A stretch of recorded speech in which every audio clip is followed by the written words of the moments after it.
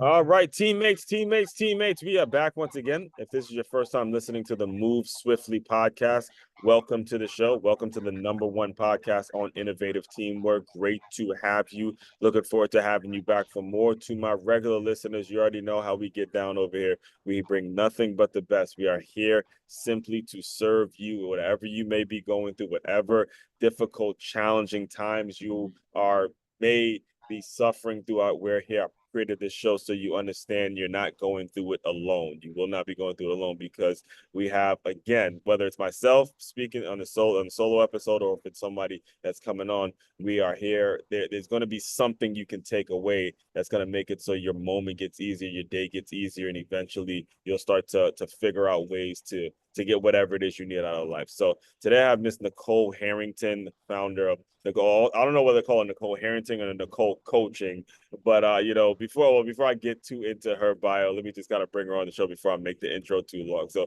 Nicole, welcome to the show. Hi, yeah, thank you for having me. Yes. Now, the reason I am excited to talk to you is because you are someone that has dealt with a great deal of trauma. I've been very transparent about this show in the on this podcast about some of the things I've personally dealt with when it comes to trauma, like losing everything and having a car repossessed and like having absolutely nothing. And one of the things that you have shown, or like as I was listening to you before we started recording, is that you've dealt with a lot of difficult times. So I want to give you the microphone for a second to kind of to speak a little bit about your background and how you were able to come into the coaching and more specifically helping people with dealing with trauma and things of that nature. So go. Yeah, thank you. So in my past, I experienced a difficult period, a traumatic event, and from that, I just had all the wrong resources and actions following. So I landed in a deep depression, and I kind of stayed in that because I didn't know who to trust or what to do. So now thankfully that I'm out of it, I choose to see depression as a positive thing. It's a warning sign, and it still shows up every single day. But if you catch it when it's small, then it won't turn into something bigger, is what I've learned from that. So I'm not going to ask you to relive necessarily what the traumatic event was, or even if you don't want to say what it was, it's totally fine. But what I am curious about is some of the things that you may not have been aware of. That like for example, when I lost everything, I was trying to start my own team. I was trying to do something productive, and I didn't realize the financial burden that was going to be that caused me to lose everything. So there were certain things that I was unaware of. So when you're talking to clients now and you're helping them through this trauma, what are some of the things like the blind spots that you're referring to when it comes to some of these tragedies? Do you mean what landed me in a deeper Yeah, depression, or? exactly right. Yeah, so for me, I was going out, I was drinking, I was smoking, Now, did you grow up in I, Cali? Not to cut you, but yes, I did. you Yeah, grew up I'm in in Cali? Okay, California. okay. Hmm. But then you grew up there, and like, well, yeah, let's kind of go back there a little bit because we got started kind of fast. So when you how was like your upbringing and things like that? Was it something that led to the trauma or things like that?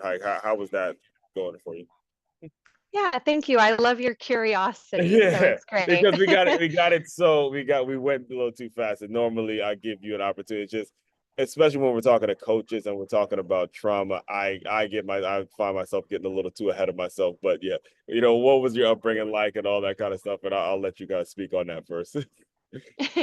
Yeah, my upbringing really was fine. Like I was a swimmer since age 5, competitively year round. I know that you're very into sports on this podcast. Yes, ma'am. Yes, my sister swam too. Yeah, very good. So I did swimming and water polo year round, and No I even kidding. did Water wrestling. polo too. Yeah, Believe it or not, we've had a water polo lady, a girl who did water polo on this show. Very passionate about water yeah. polo. That was fun to watch the Olympics, the water polo games. I don't know if you caught those, but I caught um a little bit of it. Not. yeah. Yeah, that was really fun to watch because it's been a while since I've seen a nice game like that. But yeah, so I continued playing water polo through college, and it was what really got me to meet people as Hmm. I became an adult. And it also turned out it was my first job. I was a swim coach through high school. So that's where, when I realized, like, what should I do? What should my job be? Like, coaching really, it was like, wait, coaching has always been the job that I love to do, the job, like my side hustle. So why not turn it into um, a more permanent position? Hmm. But What school did you go to? what school? Yeah. Oh, just I actually stayed local. It's a Sonoma County state school. Right. Okay, so Um, you go there and then right after college you jump right into swimming and I mean not swimming, excuse me. You jump right into coaching and then what happens next when you try to make a career out of being a swim coach? yeah, it wasn't so easy like that. After college is when I kind of found myself in a depression, and so it took me years just working local Mhm. customer service jobs where I was side hustle coaching as well, the While yeah, local while working like high school I got you. Okay, and customer then service jobs. okay, Yeah. so you're going through this depression, you're dealing with a lot, and like you mentioned, this was something that expanded upon multiple years. What would you say eventually pulled you out? Can you kind of walk us through whether it was the day, whether it was the week, whether it was a certain amount of circumstances that pulled you out of it to ultimately now become a person that is, I mean, I was listening to you before we started recording, like you have a ton of material that is there to serve with. You have a ton of material that is here to kind of help people get through whatever it is they're going through, but you don't get there without having kind of a breakthrough or revelation on your own. Can you kind of walk us through when those moments were? Yeah, thank you. So for me, what it looked like before I had that breakthrough, like, because if you talk to people from my past, they're probably like, "You're always so happy," and like we had no Yeah, the idea mask. Yeah, because, yeah. yeah, And well, I exactly. kind of pause you there because Yeah. that's another important thing that I want to make sure the listeners catch is do not suffer in silence. Do not suffer in silence. Yes. I mean, unfortunately, what you just described is not very uncommon. It's very common when it comes to a lot of people who go through a lot of shit, and you would never know it because they're walking around with a smile on their face. They're acting like they're okay, and sometimes we don't catch it. A lot of people don't catch it, so it's important that you Yeah. do not suffer in silence. And I'm so grateful for you to point that out and be transparent enough to let people know. Look, I was not doing what it is I need to be doing. I was actually, you would think I was okay. So anyway, go ahead. Yeah, thank That you, happens, Aswan. by the way. Yeah, that happens a lot on the show, by the way. I get excited. This is all impromptu stuff, so you know.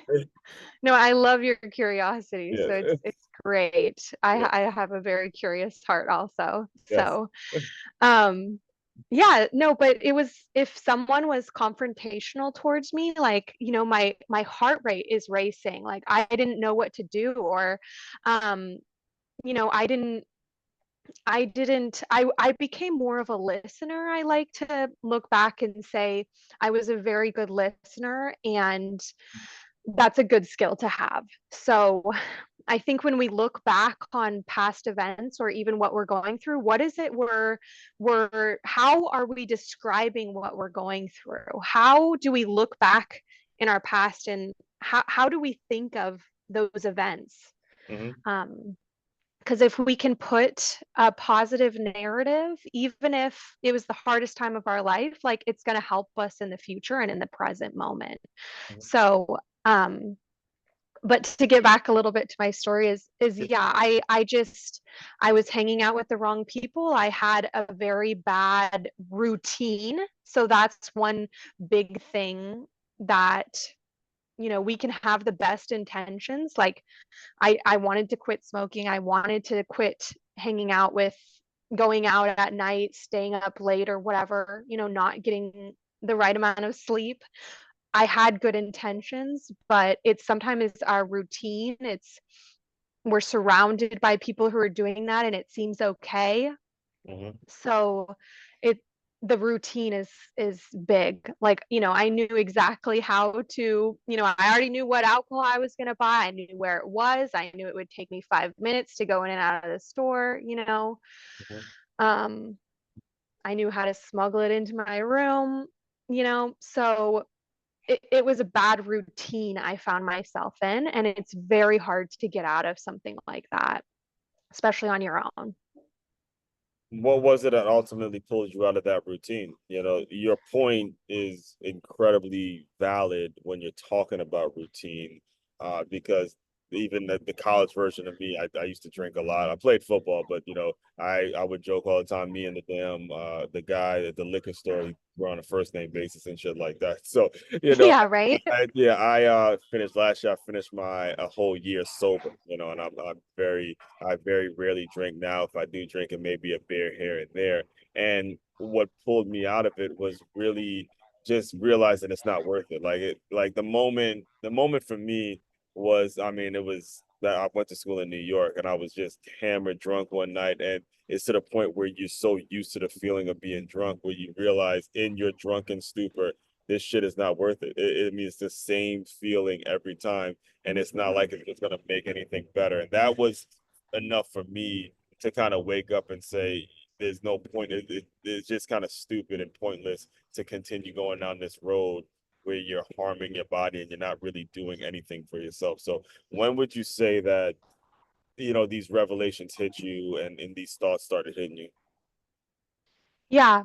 Yeah, thank you for sharing that part of your story too, because we have the best intentions. Like that's what Yeah, I I mean, mean I is was a like college football player, a typical college football player. That's yeah, supposed to be what we do, but really, we're surrounded. it's not really worth it at all. And for anybody that's listening that is playing or is competing in anything productive, understand this shit isn't worth it. I've been there, I know that, and I've been incredibly drunk. And in those moments, it just really is pointless to know that you actually did that and you spent the money on the bottle when it really was not worth it. So, Yeah.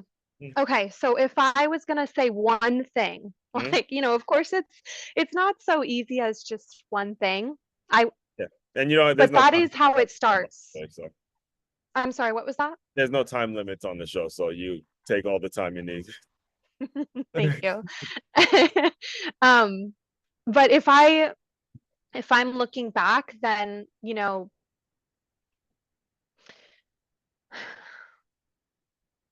I quit my job. Like I was able to get out of that environment. I mean, sometimes when graduate college, you get out of that environment, but you still find yourself around the same The same people, people. the You, same people. yeah, you really have to make a choice Mhm. with yourself.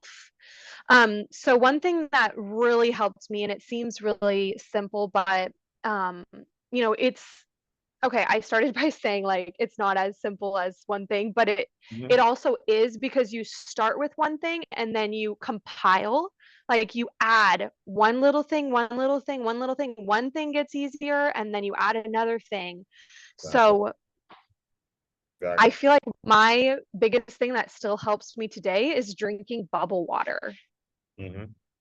Like if I'm feeling like having a drink, first I'll have a bubble water and it almost has the same feel as a beer because it's bubbly, right? Hmm.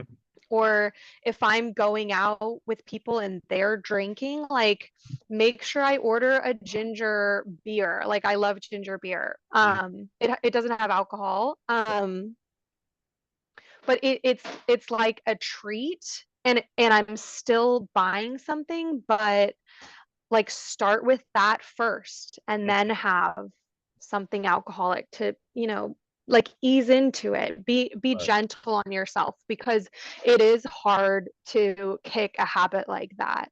Yes. So first of all, it's not crazy at all. That is important because just the sparkling. You said sparkling water, correct? Yeah. Yeah, just doing that is something that I think can help a lot of people because it's a small thing.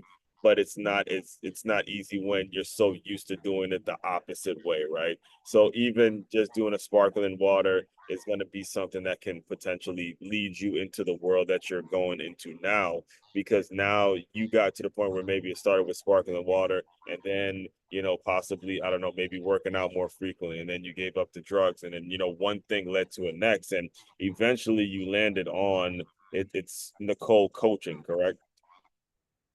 Yeah. So walk us through how you were able to build your business, or, I know it's not going to be, one day, but, the process that took you from, getting sober, cleaning up your habits and all that. And then eventually you got to the point where you were confident enough to get people to trust you with their trauma and help them, get through certain things you were going to be the person that was going to help them get through certain things. Yeah, well, for me, it started with investing in myself. So I hired my own coach.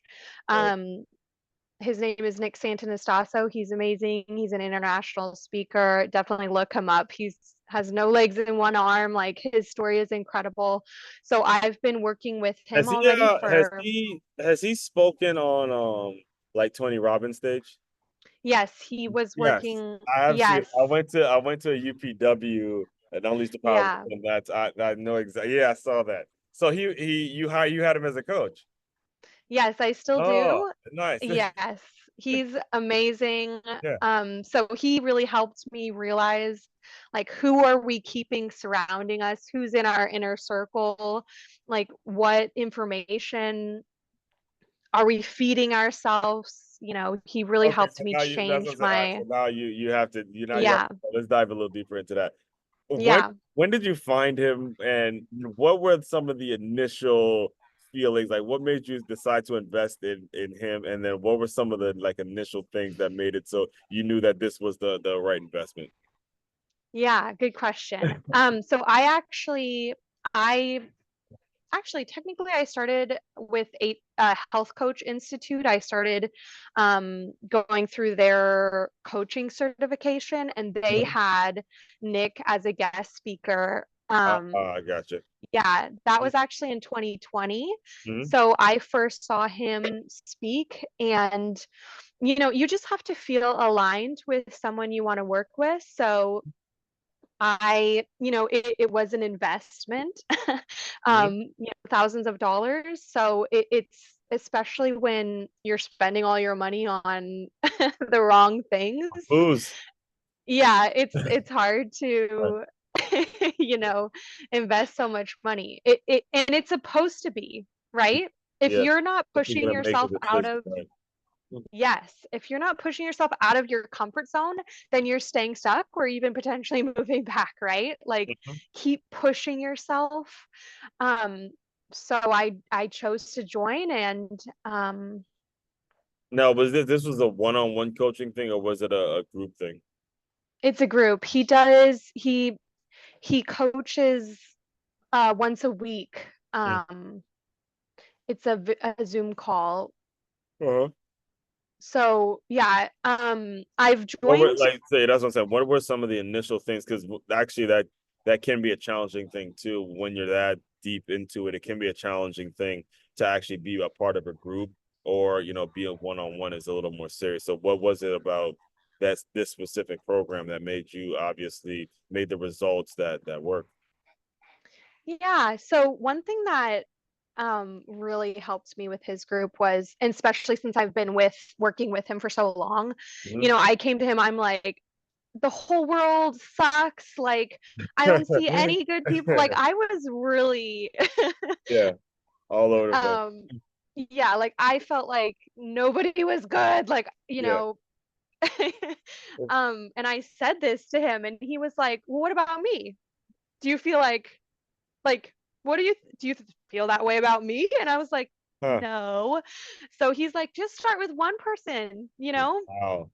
And yeah, a big thing is it was a few years after that I actually heard someone in the same group say the same thing, and he Hmm. had the same response, and I was like, that's it. Like, most of us don't need to be taught, we need to be reminded. Hmm. And just keep reminding yourself. of the reason you're stopping drinking or why you're pushing yourself. Right. Why are you continuing to look fear in the face and say, whatever? Right. Now, when did you develop the confidence to develop your own coaching program? Yeah, thanks. So I joined Health Coach Institute, so I became certified, which helps even though you don't really need it. Right. Um, Now, health coach, so is that more teaching people nutrition and things like that? yeah, I have gotten I think like 4 certifications from them. It started with life coaching and health coaching, and Hmm. then I joined additional programs to become a transitional coach as well as a mastery coach. Right. Um, and yeah, they just kind of, lay out the blueprint and make it really easy. Um, it's just these 2 women who have become really successful in the coaching business. Stacy Is the Morgenstern logo and like it's like a circle with red? that's That's a good cool. I think I, I've reached out to them because when you it's two ladies, right, that run the school. yeah, Yeah, I think I Stacy have and reached. I know. Carrie. Yeah, yeah. I think I used to. I got on a call with one of them. I believe I was thinking about doing that at one point. So yeah, I know exactly what you're talking about. I think I still do get their emails. Yeah, that's good. I love their program. They have like a whole online back office. You go through Right. the blueprint. Yeah. Okay, so you get there, you got there the certification, and one of the things I do remember actually having that conversation with her is eventually you're gonna have to go out and get your own clients, I believe it is, or they'll get the certification. What was that transition like, that process like when you got these certifications, but still needing to go out and get clients and still needing to go out and get people that the same way that the other coach you found that other coach. How were you able to position yourself to get more clients like that coach and stuff like that? Yeah, so for me, pairing that program and working with Nick, he very much cares about us. Right. So he gave me specific things, how to change my content. He also introduced us to more people, which I invested in, sales training Yeah. with, and I've invested in a lot of programs to Hmm. to be where I am today, to be so confident. Right. Um, just like Colin Jurgensen, have you seen his? He's definitely someone to follow on Instagram because um he shows a really good way of reaching people online, and he's who got me really to start posting every single day, which I've been doing that for a year. Hmm. Woo! Um, And I very think it's in a transparent few post, by the weeks. way, too. I'm sorry, what was that? Very transparent post, by the way. I was on it before we started recording, so. Thank you. Mhm. Yeah. Yeah, I try and just share my story and be vulnerable because how can you expect someone else to be when you're not? Mhm. So that's one thing I like about Nick is he has always encouraged us to be share even what you're dealing with right now. Not So everybody does that. when it comes to the work you're doing now, the people that are coming into your world, like if it's somebody that's listening that may be interested in being a client, or you can kind of speak on some of the people that you served already, what is the what is the thing that you're able to help them get through specifically, and how are they, we'll start there. What is this thing that you're able to help them get through, and then we'll talk a little bit about how they're able to get in touch with you and stuff. Yeah, thank you. So it's about um, looking at depression in a different way. So if you can change the way you see your depression and see it as a tool and a warning sign, then it's going to change your life. And um, that's where we start. Mm-hmm. So um, Now, how do for you, on the note of depression though, how yeah, are you diagnosing it? In a way, yes. it's such a slippery slope because, like you had mentioned, sometimes you could be depressed and you would never know. You could be some of the happiest people in the world. When it comes to depression, what is diagnosis, the process when it comes to diagnosing something like that? Yeah, thanks for asking that because I do not diagnose. Yeah. I'm not, a But doctor. you've been around enough to know when you can sense something is there. Like, Yeah. I teach and I'm around kids. There's some that have special needs. There's some that are going through certain things at home. They're acting out. They're pretending this. There's certain things that we'll see in a young kid or even the parent to say, all right, something ain't right at home. Something ain't feeling right. They're even domestic women who've been in domestic abuse situations, maybe they'll wear, hey, how's it called? Maybe they'll wear glasses, they'll do something that hides it. So what are some of the things that you may like in terms of your experience with depression? What is something that you can possibly share? Yes, I love this. Thank you. So for me, it's the language that we're using. Hmm. So um, even little words like especially visuals, Hmm. if you catch a kid or even adults, Yeah. Sometimes adults like that very much like that they need it just as much, right? yes, like visuals, um dive right in.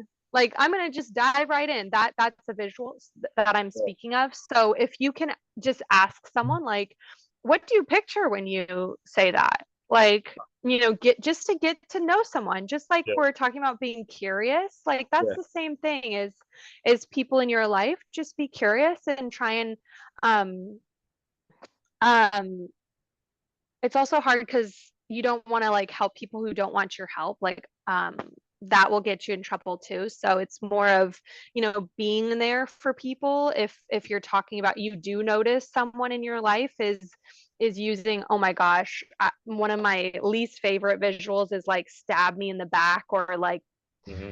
just those ones always make me cringe. But it's about the words you're using.